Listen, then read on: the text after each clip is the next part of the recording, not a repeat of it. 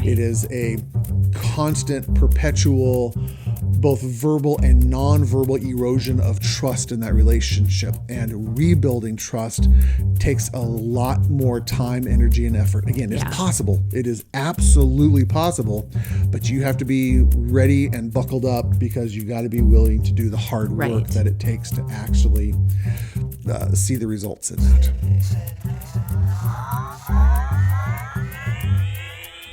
Welcome to the Secure Marriage Podcast, where we believe it's possible to fight less, feel understood, and enjoy a deeper connection with your spouse. We're your hosts, Paul and Shannon Elmore, and on today's episode, what to do when you realize you've been a complete jerk to your wife. Yep, that's one of the statements that, really? Thank you, Mr. Harley Davidson, right outside our door. Okay, let's try this again. That's one of the statements that was in an email that the husband wrote to us as he's going through a separation right now. And it's kind of a wake-up call. So that's what we're talking about in today's episode. You ready? Yep. Okay, I think it's going to be a good one. All right. Here's an email that we got from somebody. Okay. And I appreciate this husband's honesty. It's kind of a painful email, but I think it's important for a lot of husbands to hear as kind of a warning, as kind of a don't make the same mistakes kind of situation. Here's what he says. Me and my wife just recently separated, not divorced, as a result of a marriage that has been falling to pieces. Over the last 4 to 5 years we've been together and married. We kept saying we need couples therapy, and she even said I should probably go. I realize now that I had a pride issue, a bad way of communicating. As you said in your podcast about navigating through separation, a home shouldn't be a war zone. Well, we both let it get to that, pretty much fighting every day in front of our kids. And there was just emotional abuse from me to her with my lack of care in a fight and admitting my faults. I look back and I realize I was a complete jerk. I don't know how to handle my anger and trying to blame her if she says that I didn't do X, Y, or Z. Hearing you guys talk and navigate issues I have and what I should do now that I'm in a separation stage really lifted my spirit. He says, I would cry very manly since men aren't supposed to cry.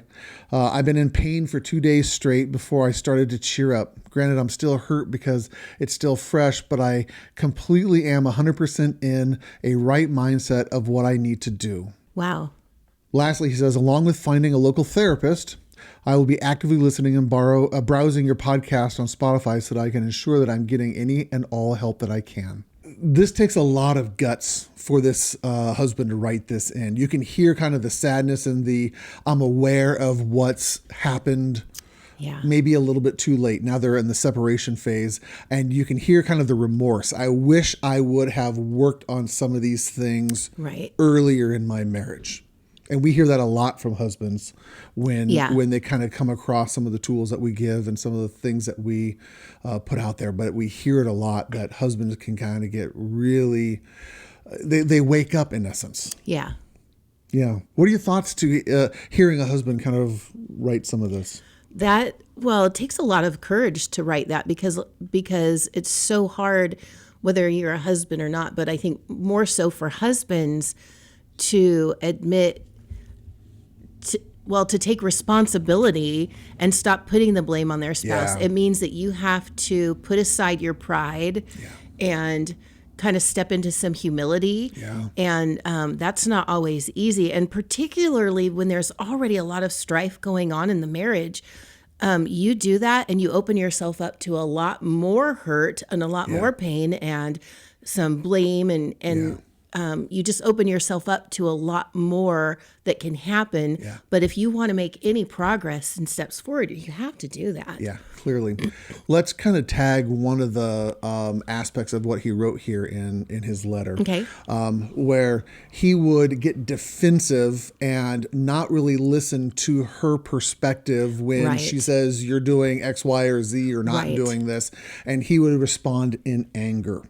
There's a research out there by John Gottman, which talks about husbands that are open to influence have the greatest opportunity for making the positive change in their relationship. Yeah. In fact, if you want to know if a relationship is going to be successful, the openness to influence thing is 80% accurate. So if openness is part of the relationship, the husband's, not just the wife, Right. the husband's openness is present in a relationship, and that means he's willing to listen or take her perspective. He's willing to not be entrenched in his own perspective. He's going, your ideas, the way you think, actually have merit. And I'm going to be open and consider those things. When a Right. husband does that on a regular basis, research shows that that's 80% accurate indicator of if the marriage is going to survive or not. That's Right. incredibly powerful. And a lot of husbands find out too late that lack of receptivity, that lack of openness or open to influence Right. contaminates their marriage. It's Yeah. like a cancer. It just dooms it to failure, and they find out too late that they are wrong. Not necessarily that they are wrong, but the fact that they have continually shut down their wife's Right. heart. They've completely dismissed her opinions. They've ignored her thinking. They have invalidated and not even considered her perspective. That forces a wife to constantly be defensive. Yeah. You have to defend your position. All the time. It sets you up for being in a fight Yeah. all the time, because you're fighting to be heard. You're fighting Yeah. to have your opinion valued. You're fighting to just have some type of worth and value. All the time. All the time. And again, that becomes a cancer. That becomes toxic in any relationship. So husbands, if you are hearing this gentleman's kind of lament, we'll call it that. It's a lament of, I found out a little bit too late. And he's doing the work to change it. Again, he's seeing a therapist. He's listening to this podcast. He's trying to make up for lost time. And I would want to say to him and every other husband out there, waking up late is better than not waking up at all. Yes. You might have a little bit harder work to do, but it does not mean that it is hopeless. It does mean that you can still have some possibility of having a healthy, happy, secure marriage. Right. It's a husbands who never wake up. It's the husbands who continue to remain entrenched. Those are the ones that end up losing their relationship, Right. not just their first relationship, not their first marriage, but because they never change. They go into the second marriage, they bring the cancer into that Yep. relationship, Yep. and then they lose that one. And then they go, why in the world would I ever get married again? And they just kind of jump from relationship to relationship, and they never really understand the value or the beauty that comes from really committing to a marriage, to a Right. relationship. Right. But for this husband, I want him to hear, I'm so glad that you're doing the work, and I'm so glad you're kind of waking up. And when you start to, you okay there? Yeah, I had a Had a hiccup? Yeah. When you start to own that in front of your wife, there's still going to be a little bit of time when she's going, I'm not so sure I can believe the changes. I'm not so sure that I can trust it yet. That's okay. It's going to take a little bit of time for her to get on board. Yeah. Don't give up. Don't be discouraged. Don't shut down. Don't expect her to change in the first 6 days or 6 weeks. Right. It can take months for her to soften. And that's legitimate, by the way, because it's easy to do anything for a week and a half. Right.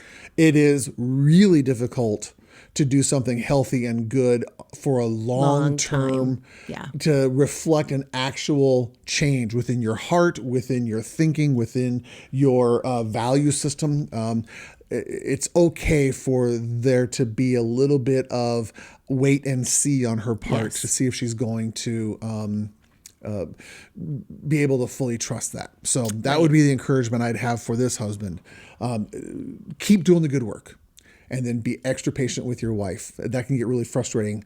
It's the point system. Yeah. There's a Yeah. very different point system between husbands and wives, because husbands have gone, okay, if I've done 25 bad things, that means I'm negative 25 things.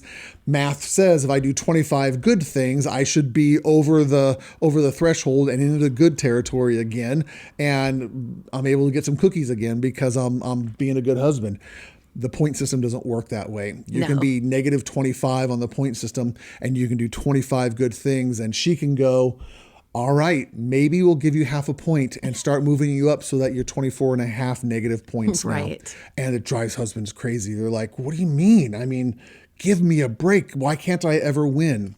And that's because it isn't just negative 25 things that you've done bad. It's been a lifetime together. It is a constant, perpetual, both verbal and nonverbal erosion of trust in that relationship. And rebuilding trust takes a lot more time, energy, and effort. Again, it's possible. It is absolutely possible, but you have to be ready and buckled up, because you got to be willing to do the hard work that it takes to actually see the results in that.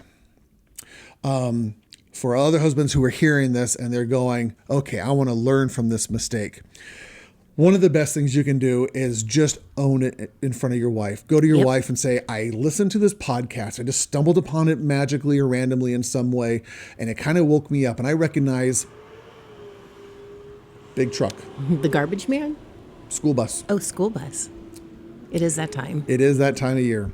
I recognize I have not been a good husband. I recognize that I have not been as loving or as patient or as kind or as understanding or open to influence. And I understand that has caused you to be guarded. I understand that it caused you to be a little hardened of heart. I understand that means that you don't really trust me as much as you could or should. And I am not blaming you for that. I am taking full and complete responsibility. Right. And because I have contributed to the dysfunction of this relationship, here's what I'm going to do to start making this as healthy and good as possible. Here's what I'm going to do. I don't expect anything of you yet. When you do that, she's going to go, who are you and what have you done with my husband? I can't wait to see if this is going to stick. I'm going to be curious if it does. But it also creates what we call an invitation. When you become a healthier version of yourself, your wife will start to say, maybe I want to get healthy as well. Maybe I'll start looking at the things that I'm doing that contributes to the dysfunction of the relationship. And now the two of you can start working on this together. We have seen it. In fact, we just got some emails in the last week of a couple who were kind of at that point of, are we going to stay together? Or are we going to divorce? They actually went through our relationship roadmap program, and we just got a lovely email back from them saying, this is revolutionary. This has been so unbelievably helpful. The program's only an hour long, but the 9 tools in it, they're saying we're using them every day, and we're starting to understand some of these things that we have never been taught. One of the things he said, this guy who's writing back telling us how much they're appreciating the relationship roadmap, he goes in there and he says, the statement when you said, we can't always control our feelings, but we can always control our behaviors. He said that was revolutionary to me. I had never even heard or even believed or understood that concept, but it opened my eyes. That's why we do this podcast. We want people to have tools that are like, oh, this actually helps and changes our marriage. And if you want to go, here's an inexpensive way to get these amazing tools so that our marriage can now be healthy, happy, and a secure marriage again. May not be perfect marriage, but it is a secure marriage. It is a secure marriage. You can actually go to securemarriage.com. You can click on courses, or right on the front page, there's a place where you can click on the relationship roadmap. That is the one we recommend everyone start with. Here's even the good news. If you're afraid this one isn't going to work for me, this works for other couples but doesn't work for me, or I'm afraid of investing this money into this program and then it's not working, there's a 30-day money-back guarantee. That's how much we believe in it. You can try it out. You have full access to everything, and if in the first 30 days you go, this sucks, this isn't going to help us at all, email us. We will give you all your money back. You got nothing to lose and everything to gain to have the marriage you've always wanted. So you can go to securemarriage.com. You can check that out. And you can start to get off the red road that leads to discouragement, disappointment, and feeling like you're trapped in a bad marriage. And you can finally have hope and end up having a secure marriage.